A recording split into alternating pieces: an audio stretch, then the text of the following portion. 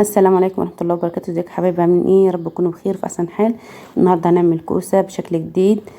طعمها جميل جدا. لو اولادك ما بيحبوش الكوسه هتطلع معاكي جميله ان شاء الله، يحبوها وهيدمنوها يقولوا لك احنا عايزينها على طول يا ماما. انا عملت ايه في الكوسه؟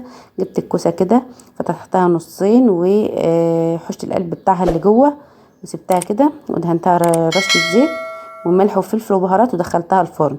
استوت شويه وخدت كده لون حلو كده، وهنشوف هنعمل مع بعض ايه ان شاء الله. هوريكي بقى الكوسه عامله ازاي. لازم الكوسه تكون كده اهي دبلانه معانا شويه اهي، مخربشاها من بره وفاتحه قلبها وما رميتش القلب اللي جواها.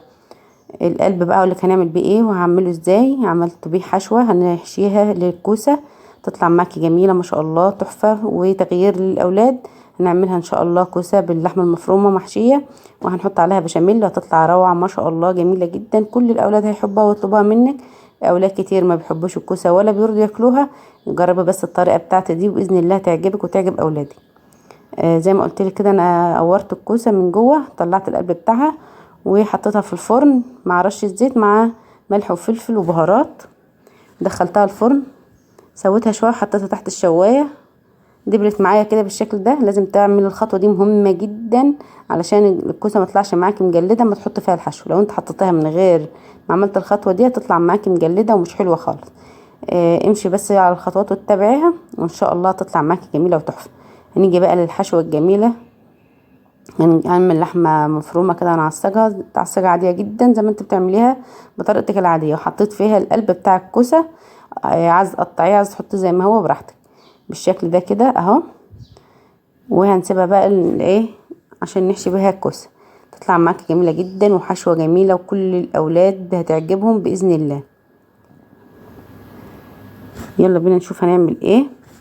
زي ما قلت لك الحشوه ديتي لحمه مفرومه عصجيها بالطريقه اللي تعجبك وحط فيها القلب بتاع الكوسه. واهم حاجه تحط معايا ايه حبتين طماطم مبشورين كده بيدوها طعم حلو جدا ولون جميل ما شاء الله.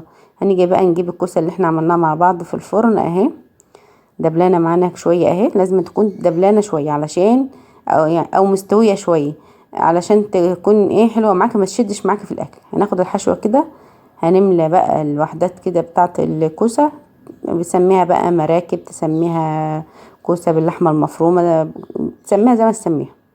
المهم النتيجه في الاخر بتطلع تحفه جدا ما شاء الله. لو وصلت معايا لغايه هنا ما تنسيش تحط لايك وتشترك في القناه وتفعل الجرس على كلمه الكل علشان يوصل لك كل فيديو جديد انا بعمله. وهنحشي بقى كده بقيه الكوسه بالشكل ده كده اهو بالمعلقه كده، وحط كده في وحدات الكوسه اهو بالشكل ده كده ما شاء الله، جميله جدا وما بتاخدش وقت واقتصاديه على الاخر وتغيير في الاكل وتنوع كده جميل ما شاء الله.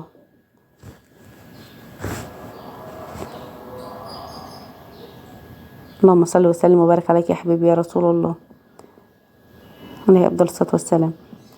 بالشكل ده كده اهو ما شاء الله جميله تحفه، حتى بتجيب اخر الدنيا. وزي ما انت شايفه كده بالشكل ده كده بنعبي كل الوحدات بتاعه الكوسه.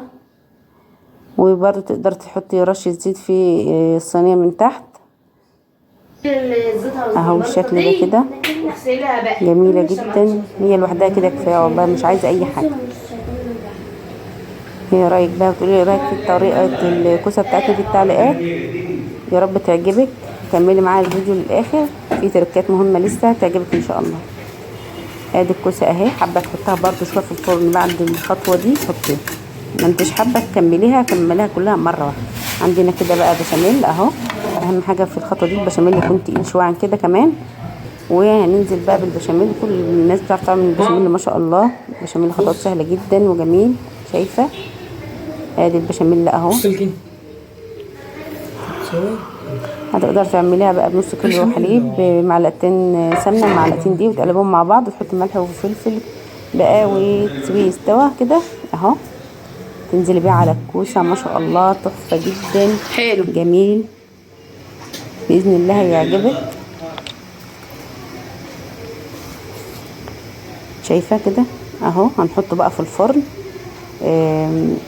عايزه تحطي بقى جبن مبشوره عليه، جبنه رومي، جبنه شيدر، اي جبنه عندك حطها بقى في الفرن يكمل تسويته، وهيطلع معانا بالجمال والحلاوه اللي انت شايفاها دي. بسم الله ما شاء الله، طعمه جميل جدا وتحفه، والاولاد حبوه، وطريقه جديده، ولازم ننوع في اكلنا علشان خاطر اولادنا يحبوا الاكل ويقبلوا عليه كده بكل نفس مفتوحه.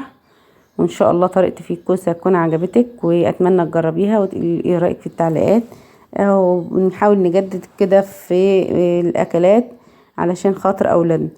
اتمنى الفيديو يكون عجبكم، وطريقه الكوسه بتاعتنا تكون عجبتكم. بحبكم في الله، مع السلامه. متنسيش اهم حاجه بقى تحطي ايه اللايك والكومنت حلو من ايديك الحلوين. بحبك في الله حبيبه قلبي، مع السلامه.